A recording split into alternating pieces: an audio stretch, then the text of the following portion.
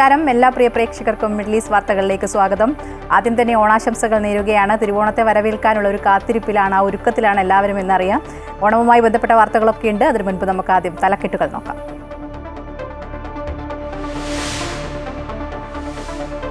വ്യാപാര ബന്ധം വികസിപ്പിക്കാൻ ഇന്ത്യ സിംഗപ്പൂർ ചർച്ചയിൽ ധാരണ. ആസിയാൻ കരാർ പുതുക്കും. ഇന്ത്യ സ്ഥിരതയുള്ള രാജ്യമെന്നും നേരിട്ടുള്ള വിദേശ നിക്ഷേപം കൂട്ടുമെന്നും സിംഗപ്പൂർ പ്രധാനമന്ത്രി.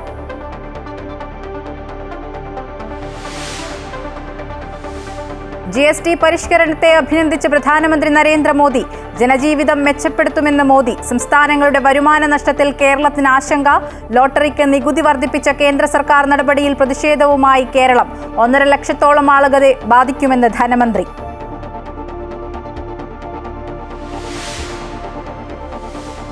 തിരുവോണത്തെ വരവേൽക്കാൻ നാടും നഗരവും. ആഘോഷത്തിമിർപ്പിൽ മലയാളികൾ. ആഘോഷം അവധി ദിവസമായതിൽ ആഹ്ലാദിച്ച് ഗൾഫ് പ്രവാസികളും.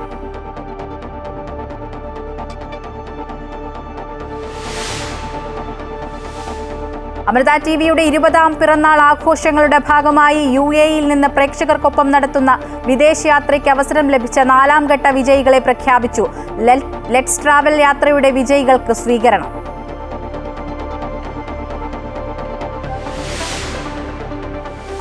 അയ്യപ്പ സംഘവുമായി മുന്നോട്ടു പോകാൻ ദേവസ്വം ബോർഡും സർക്കാരും. ദേവസ്വം ബോർഡ് പ്രസിഡന്റ് മറ്റന്നാൾ NSS SNDP നേതൃത്വത്തിൽ നേരിട്ട് കാണും. അയ്യപ്പ സംഗമത്തിൽ രാഷ്ട്രീയമില്ലെന്ന് ദേവസ്വം മന്ത്രി VN വാസവൻ. കാപട്യമെന്ന് പ്രതിപക്ഷ നേതാവ് VD സതീശൻ.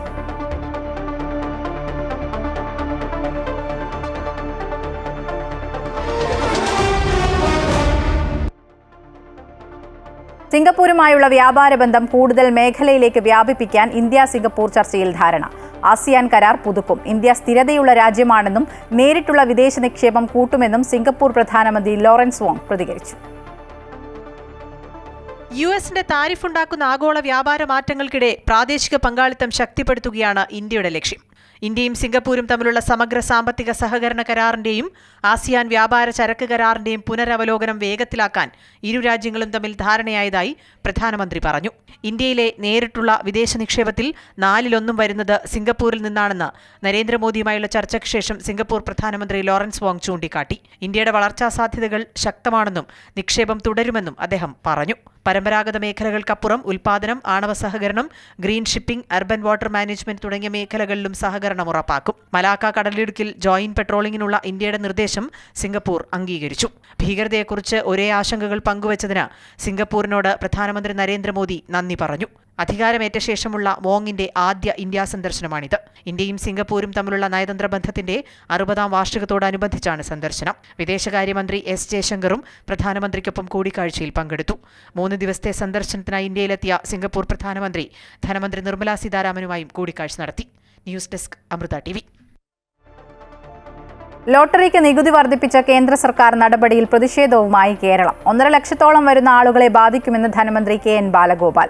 തലക്കടിയേറ്റതുപോലെയായി തീരുമാനമെന്നും അദ്ദേഹം പറഞ്ഞു. നോട്ട് നിരോധനം പോലെ ജനകീയ പ്രഖ്യാപനമല്ല, കൃത്യമായ പഠനം വേണമെന്ന് ധനമന്ത്രി ഡൽഹിയിൽ പറഞ്ഞു. വരുമാന നഷ്ടം സംബന്ധിച്ച് കേൾക്കാൻ സർക്കാർ തയ്യാറായില്ലെന്നും തെരഞ്ഞെടുപ്പുകൾ കൂടി തീരുമാനത്തിന് കാരണമായിട്ടുണ്ടെന്നും ധനമന്ത്രി കൂട്ടിച്ചേർത്തു. ഇന്നലെ ചേർന്ന GST കൗൺസിൽ യോഗമാണ് നികുതി ഘടന പരിഷ്കരിക്കാൻ തീരുമാനിച്ചത്. GST നിരക്ക് കുറയ്ക്കാനുള്ള തീരുമാനം ഒന്നിച്ചെടുത്തുവെന്ന് പറഞ്ഞ ധനമന്ത്രി KN ബാലഗോപാൽ നികുതി കുറയ്ക്കുന്നതിന്റെ ഗുണം സാധാരണ ആളുകൾക്കും കിട്ടണമെന്ന് പറഞ്ഞു. അതേസമയം ലോട്ടറിയുടെ നികുതി 28% നിന്ന് 40 വരെ ആക്കിയത് അംഗീകരിക്കാനാവില്ലെന്ന് ധനമന്ത്രി പറഞ്ഞു. ലോട്ടറിക്ക് 28% നിന്ന് 40% വർദ്ധിപ്പിച്ചിട്ടുണ്ട്. നമ്മൾ പറഞ്ഞു ഇതിനകത്ത് 2 ലക്ഷത്തോളം ആളുകൾ ജീവിക്കുന്ന ഒരു സാധാരണക്കാരുടെ ജീവിത വരുമാന മാർഗമാണ്. അതുകൊണ്ട് അങ്ങനെ അത് കൊണ്ടുവരുന്നത്. ഈ ടാക്സ് ഒന്നേ അതേ നിൽക്കണം. അല്ലെങ്കിൽ ഈ ലോട്ടറിയൊക്കെ സ്റ്റേറ്റുകളുടെ ടാക്സിൽ പോകണം. ടാക്സ് ഒന്നും കുറയ്ക്കുന്നില്ല, ഇതേ ടാക്സ് അതിന് തൊട്ടാൽ സ്റ്റേറ്റുകൾക്ക് വിടണം. അത് കേട്ടിട്ടില്ല എന്ന് മാത്രമല്ല 40% നിൽക്കുന്നു. അത് നമുക്ക് വലിയ ബുദ്ധിമുട്ടുണ്ടെന്നുള്ളത് പറയുകയും ചെയ്തു. അതുണ്ടാക്കുന്ന പ്രശ്നങ്ങളുണ്ട്. നിലവിലെ സാഹചര്യത്തിൽ സംസ്ഥാനങ്ങൾക്ക് എത്ര നഷ്ടം വരുമെന്നറിയില്ല. വരുമാന നഷ്ടം പരിഹരിക്കാൻ കഴിയണമെന്നും മന്ത്രി പറഞ്ഞു. ഇലക്ട്രോണിക്സ്, ഓട്ടോമൊബൈൽ, സിമന്റ്, ഇൻഷുറൻസ് എന്നീ വിഭാഗങ്ങളിലായി 2500 കോടി നഷ്ടം കേരളത്തിനുണ്ടാകും. ആകെ 8000 മുതൽ 10000 രൂപയുടെ കുറവുണ്ടാകുമെന്നും അദ്ദേഹം വ്യക്തമാക്കി.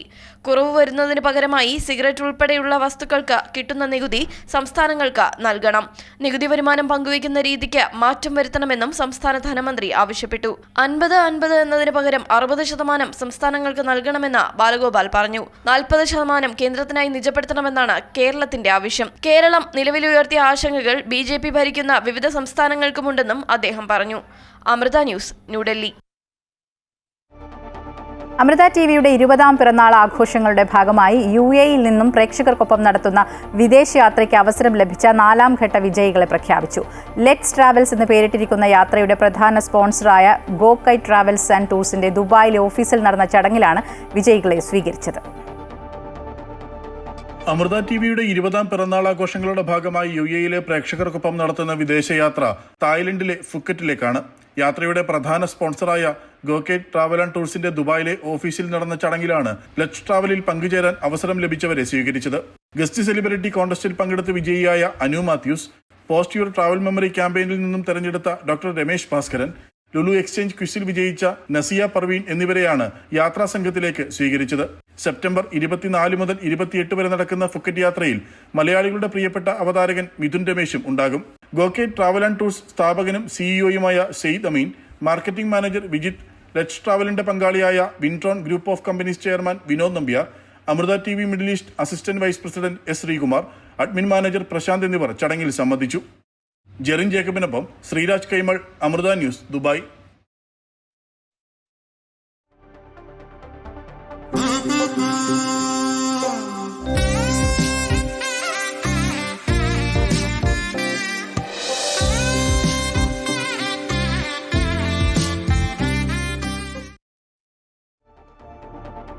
തിരുവോണം ആഘോഷമാക്കാനുള്ള ഒരുക്കത്തിലാണ് ഗൾഫ് പ്രവാസികളും.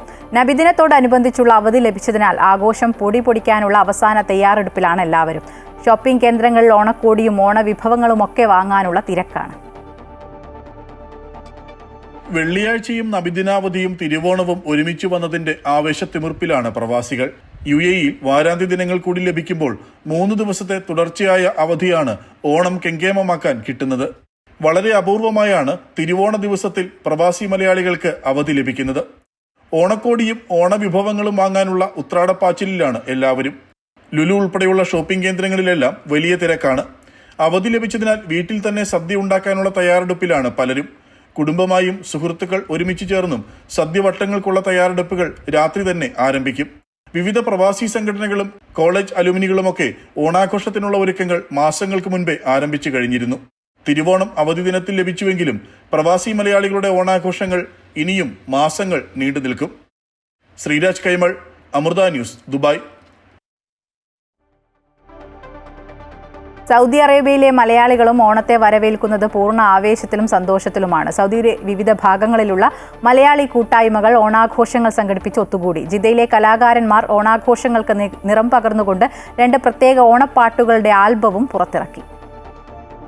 സൗദി അറേബ്യയിലെ വിവിധ ഭാഗങ്ങളിൽ പ്രവാസി സംഘടനകളും സാംസ്കാരിക കൂട്ടായ്മകളും ഓണാഘോഷങ്ങൾക്ക് തുടക്കമിട്ടു. ഓണാഘോഷങ്ങളുടെ ഭാഗമായി Lulu hypermarket, Al Wafa hypermarket അടക്കമുള്ള സൗദിയിലെ പ്രമുഖ ഹൈപ്പർ മാർക്കറ്റുകൾ വലിയ വിലക്കുറവ് നൽകി ഓണച്ചന്തകൾ ഒരുക്കിയിട്ടുണ്ട്.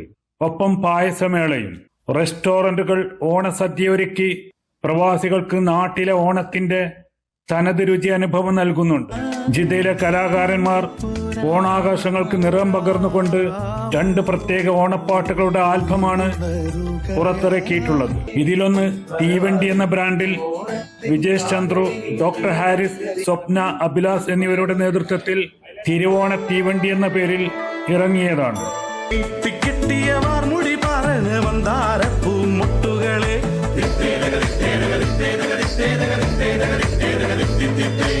പൂർണ്ണമായും സൗദിയിൽ ചിത്രീകരിച്ചിട്ടുള്ള ഈ ഗാനം ഇതിനോടകം വലിയ ശ്രദ്ധ നേടിയിട്ടുണ്ട്. നമ്മുടെ കേരളത്തിന്റെ പല ജില്ലകളിൽ നിന്ന് ജിദ്ദയിലെത്തി ഒരുമിച്ച് കൂടിയ ഒരു കൂട്ടം ആൾക്കാരാണ് തീവണ്ടി എന്ന ബാൻഡ്. അങ്ങനെ ഞങ്ങളുടെ തന്നെ അംഗമായ ബിനോയ് ജോസഫ് അതിൻ്റെ ലിറിക്സ് എഴുതുകയും വരികൾ എഴുതുകയും നിതിൻ സെബാസ്റ്റ്യൻ അതിന് ഈണം നൽകുകയും ഇവിടെ തന്നെ അതിൻ്റെ ഓർക്കസ്ട്രേഷൻ മുഴുവനും പൂർത്തീകരിക്കുകയും പിന്നീട് ഞങ്ങളുടെ എല്ലാവരുടെയും പ്രിയങ്കരനായ ഞങ്ങളുടെ തന്നെ അംഗമായ വിജേഷ് ചന്ദ്രുവിൻ്റെ ക്രിയേറ്റീവ് ഡയറക്ഷനിൽ അത് ഇവിടെ തന്നെ പൂർത്തീകരിക്കുകയാണ് ചെയ്തത്. ജിദ്ദയിലാണ് ഈ ഓണപ്പാട്ട് മുഴുവനായിട്ടും പൂർത്തീകരിച്ചത്. അതോടൊപ്പം നാട്ടിൽ നിന്ന് ചിത്രീകരിച്ചിട്ടുള്ള ജോബി ടി ബേബി, അനിൽ സാം, ലിൻസി എന്നിവരുടെ നേതൃത്വത്തിൽ ആവണി പുലരി എന്ന 2 ഗാനങ്ങൾ അടങ്ങിയ ആൽബം റിലീസ് ചെയ്തു.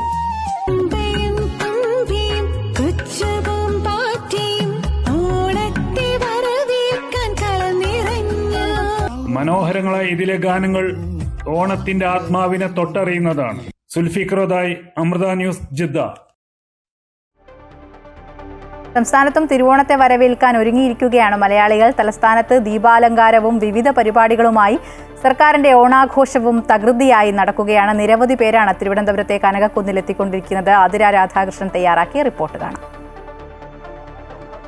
തിരുവനന്തപുരം നഗരത്തിൽ, തലസ്ഥാന നഗരത്തിൽ ഓണാഘോഷങ്ങളൊക്കെ തകൃതിയായി നടന്നുകൊണ്ടിരിക്കുകയാണ്. സർക്കാരിൻ്റെ ഓണാഘോഷ പരിപാടികൾക്ക് ഇന്നലെയോടുകൂടിയാണ് തുടക്കമായത്. ഇന്നലെ മുഖ്യമന്ത്രിയാണ് ഈ തിരുവനന്തപുരം കനകക്കുന്നിൽ ഈ സർക്കാരിൻ്റെ ഓണാഘോഷങ്ങൾക്ക് തുടക്കം കുറിച്ചുകൊണ്ട് ഉദ്ഘാടന പരിപാടി നിർവഹിക്കുന്നത്.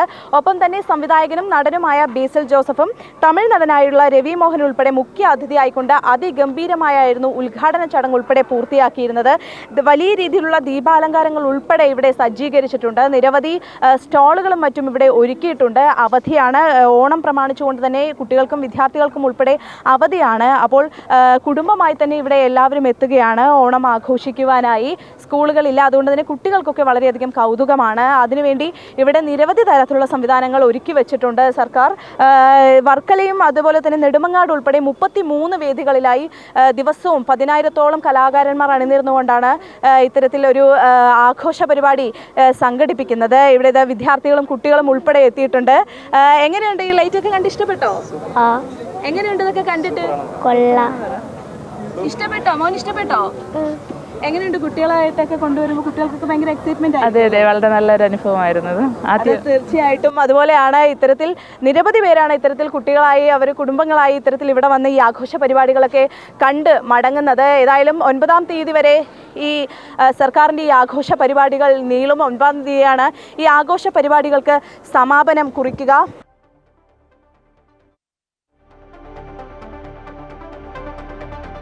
കേരള ഗവർണർ രാജേന്ദ്ര വിശ്വനാഥ് ആർലേക്കർ ഓണാശംസകൾ നേർന്നു. ജനങ്ങൾക്ക് സന്തോഷകരമായ ഓണമാകട്ടെ എന്ന് കേരള ഗവർണർ പറഞ്ഞു. പ്രിയപ്പെട്ട സഹോദരി സഹോദരന്മാരെ, ഓണാശം സകല. We are celebrating the traditional festival of Onam throughout the state. My best wishes to all people of Kerala for these celebrations.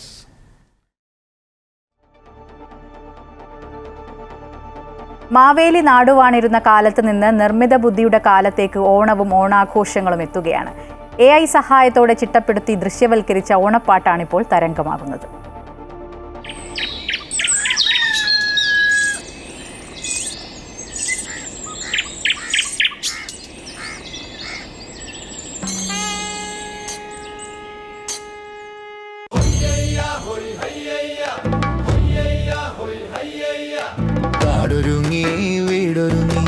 Onathappan വരവായി, തിരുവോണത്തപ്പൻ വരവായി.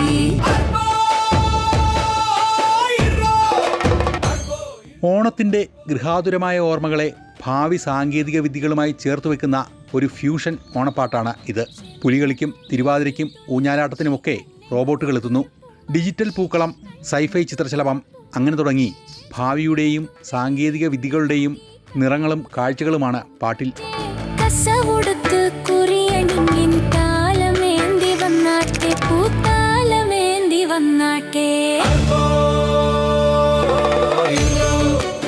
കൊച്ചി കേന്ദ്രമായ XR ഹൊറൈസൺ എന്ന സ്റ്റാർട്ടപ്പ് കമ്പനിയാണ് പാട്ടൊരുക്കിയത്.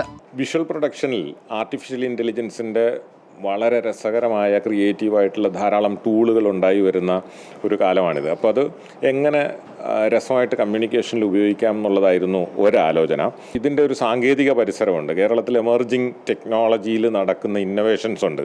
അതിനെയൊക്കെ ഓണവുമായിട്ട്, ഓണത്തിൻ്റെ നമ്മുടെ ഓർമ്മകളുമായി ബന്ധപ്പെട്ട് ഊഞ്ഞാൽ, പൂക്കളം, പുലികളി ഇതൊക്കെയായിട്ട് ബന്ധപ്പെടുത്തി മെർജ് ചെയ്ത് പുതിയ എമേർജിങ് ടെക്നോളജികളുമായിട്ട് ബന്ധപ്പെട്ട് ഒരു സ്റ്റാർട്ടപ്പ് ഓണം എന്ന സങ്കല്പമാണ് വാസ്തവത്തിൽ ഞങ്ങൾ എയുടെ ടൂൾ ഉപയോഗിച്ചിട്ട് വിഷ്വലൈസ് ചെയ്യാൻ ശ്രമിച്ചത്. മിഡ് ജേണി ടൂളാണ് വിഷ്വലൈസേഷൻ ഉപയോഗിച്ചത്. അതിനൊപ്പം കുറച്ച് ഫോട്ടോഷോപ്പും. ഓർക്കസ്ട്രയ്ക്കും വോക്കലിനും സുനോ എന്ന AI ആപ്ലിക്കേഷനാണ് ഉപയോഗിച്ചത്.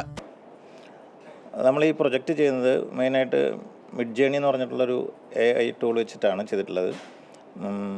പിന്നെ പാട്ട് നമ്മൾ ലിറിക്സ് ചെയ്തിട്ട് മ്യൂസിക് ചെയ്ത് അതിൻ്റെ ഓർക്കസ്ട്രേഷൻ സുനോ എന്ന് പറഞ്ഞിട്ടുള്ളൊരു AI ടൂൾ വെച്ചിട്ടാണ് അത് ചെയ്തിട്ടുള്ളത്. പിന്നെ അതിനകത്തുള്ളൊരു കേരളത്തിൻ്റെ ഒരു ഫീൽ കിട്ടാൻ വേണ്ടിയിട്ടുള്ള ചെയ്തിട്ടുള്ള ഇൻസ്ട്രുമെൻറ്റ് അത് നമ്മൾ വേറെ എക്സ്ട്രാ ആഡ് ചെയ്തതാണ്. അതിനകത്ത് ബേസിക്കായിട്ടുള്ള ഓർക്കസ്ട്രേഷൻ മാത്രമേ സുനോയ്ക്കകത്ത് നമ്മൾ ചെയ്തിട്ടുള്ളൂ. അങ്ങനെ ഓണവും അപ്ഡേറ്റ് ചെയ്യപ്പെടുകയാണ് ആർട്ടിഫിഷ്യൽ ഇൻ്റലിജൻസിനൊപ്പം. ഓണത്തപ്പൻ വരവായി, തിരുവോണത്തപ്പൻ വരവായി.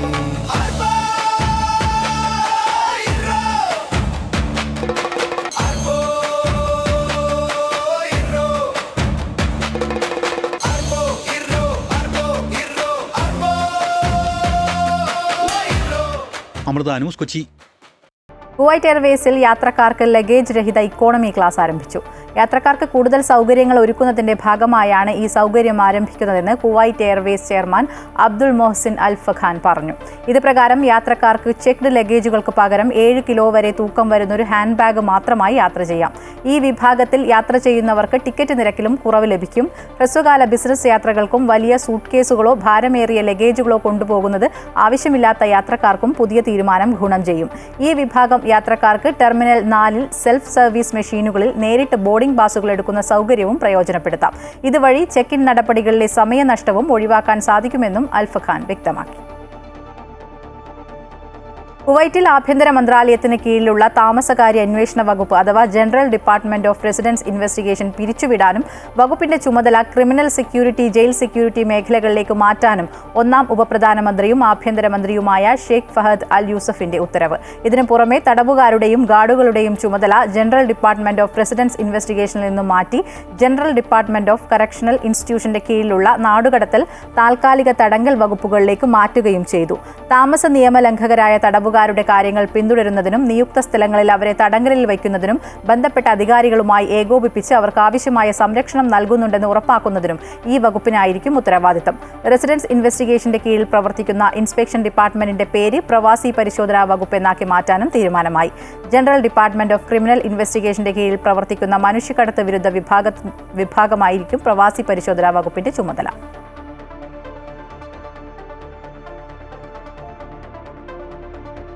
സൗദി അറേബ്യയിലെ പ്രവാസികൾക്ക് സന്തോഷ വാർത്തയായിക്കൊണ്ട് വെസ്റ്റേൺ ഇന്റർനാഷണൽ ഗ്രൂപ്പിന്റെ G-Pass ജിദ്ദയിൽ വൻ ക്ലിയറൻസ് സെയിൽ സംഘടിപ്പിക്കുന്നു. വിവിധ ഇലക്ട്രോണിക് ഉൽപ്പന്നങ്ങൾ, അടുക്കള, വീട്ടുപകരണങ്ങൾ എന്നിവയെല്ലാം ആകർഷകമായ വിലക്കുറവിൽ ലഭ്യമാകും. ജിദ്ദയിലെ അൽകുംറയിൽ അസ് സറാഫത്ത് സ്ട്രീറ്റിലെ G-Pass വെയർഹൌസിൽ നാളെയാണ് ക്ലിയറൻസ് സെയിൽ നടക്കുന്നത്. 30% മുതൽ 70% വരെ വിലക്കിഴിവാണ് പ്രഖ്യാപിച്ചിരിക്കുന്നത്. രാവിലെ 8 മണി മുതൽ 11 മണി വരെയും ഉച്ചയ്ക്ക് 2 മുതൽ വൈകുന്നേരം 6 മണി വരെയുമാണ് വിൽപ്പന. റോയൽ ഫുഡ്, ഓൾസൺമാർ, ക്രിപ്റ്റോൺ തുടങ്ങിയ ബ്രാൻഡുകളടക്കം 1500-ൽ പരം ഉൽപ്പന്നങ്ങൾ വിൽപ്പനയ്ക്കായുണ്ട്. ഓണത്തിന് നാട്ടിലേക്ക് പോകുന്നവർക്കും തീർത്ഥാടകർക്കുമെല്ലാം പ്രവാസികൾക്കും ഇത് ഒരു സുവർണ അവസരമാണെന്ന് മാനേജ്മെന്റ് അറിയിച്ചു. പ്രമുഖ റീറ്റെയിൽ ശൃംഖലയായ Lulu hypermarket, Lulu daily fresh കുവൈറ്റിലെ ഹവലിയിൽ പ്രവർത്തനം ആരംഭിച്ചു. ടൂണിസ് സ്ട്രീറ്റിലെ അൽ ബഹർ സെന്ററിലാണ് പുതിയ സ്റ്റോർ. ലുലു ഗ്രൂപ്പ് ഇന്റർനാഷണൽ ചെയർമാനും മാനേജിംഗ് ഡയറക്ടറുമായ MA യൂസഫ് അലിയുടെ സാന്നിധ്യത്തിൽ വൈസ് ചെയർമാനും മാനേജിംഗ് ഡയറക്ടറുമായ ഫഹദ് അബ്ദുൾ റഹ്മാൻ അൽ ബഹർ, ആദിൽ അലി അൽ ബഹർ എന്നിവർ ചേർന്ന് ലുലു ഡെയിലി ഫ്രഷ് ഉദ്ഘാടനം ചെയ്തു. Lulu Kuwait director KS Sreejith, Lulu Kuwait regional director Zakir Hussain, മറ്റ് മുതിർന്ന മാനേജ്മെൻറ്റ് പ്രതിനിധികൾ എന്നിവർ പങ്കെടുത്തു. കുടുംബങ്ങളുടെ ദൈനംദിന ആവശ്യങ്ങൾക്കായുള്ള പുതിയ ഉൽപ്പന്നങ്ങൾ, പലചരക്ക് സാധനങ്ങൾ, നിത്യോപയോഗ സാധനങ്ങൾ, ശീതീകരിച്ച ഇനങ്ങൾ, പാൽ ഉൽപ്പന്നങ്ങൾ എന്നിവയുടെ വിപുലമായ ശേഖരം ഇവിടെ ഒരുക്കിയിട്ടുണ്ട്.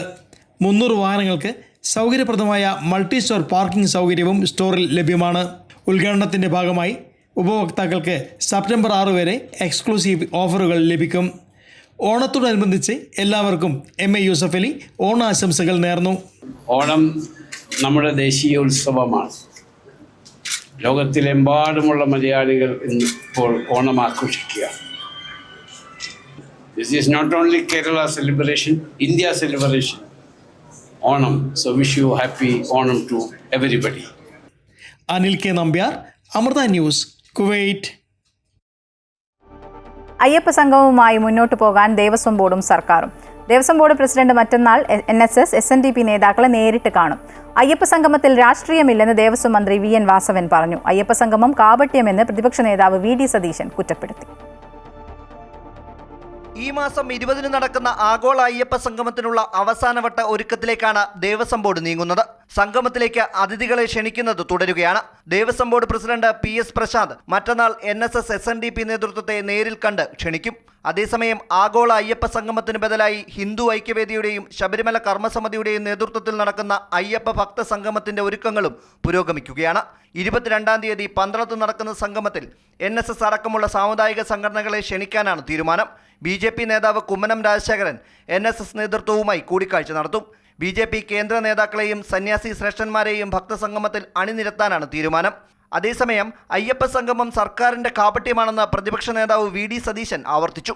ഈ കാപട്യം, ഈ രാഷ്ട്രീയ മുതലെടുപ്പ് കേരളത്തിലെ ജനങ്ങൾ, അയ്യപ്പ ഭക്തർ, വിശ്വാസികൾ തിരിച്ചറിയും എന്ന കാര്യത്തിൽ യാതൊരുവിധ സംശയമില്ല.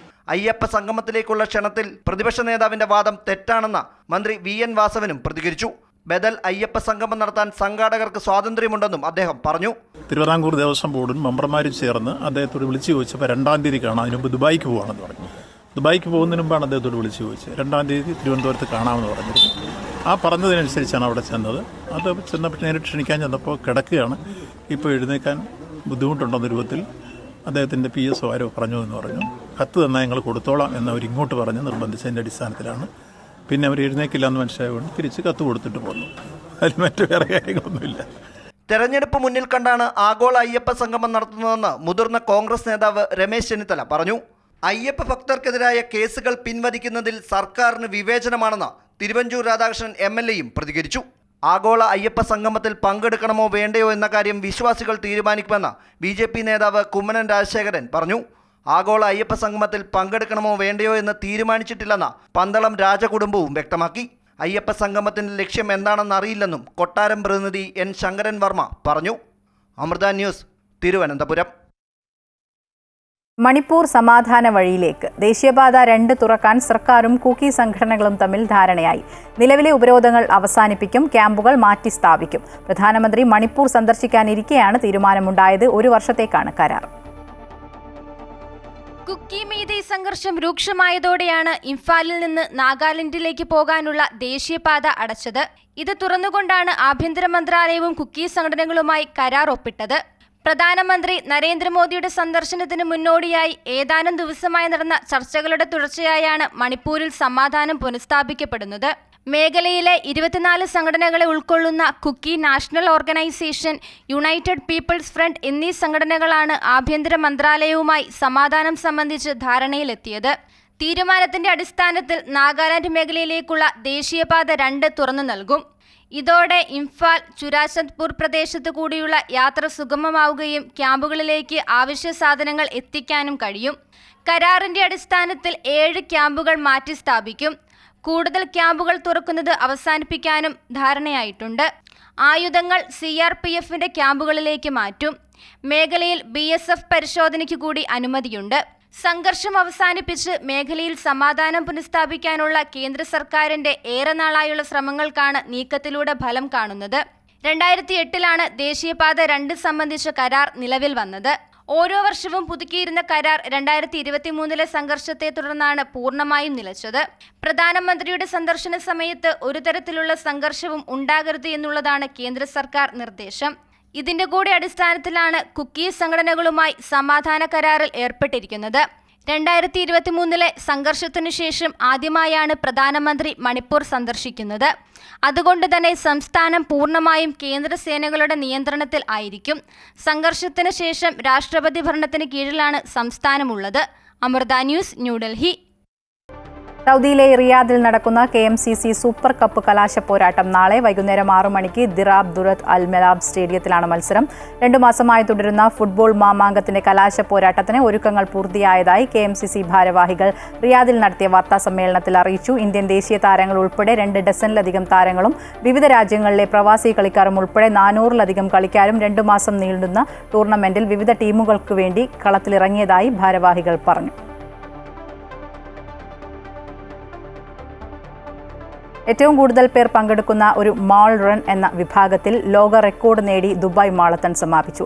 ദുബായ് കിരീടാവകാശിയും UAE ഉപപ്രധാനമന്ത്രിയും പ്രതിരോധ മന്ത്രിയുമായ Sheikh Hamdan bin Mohammed bin Rashid Al Maktoum പ്രഖ്യാപിച്ച സംരംഭമാണ് ദുബായ് മാളത്തൺ.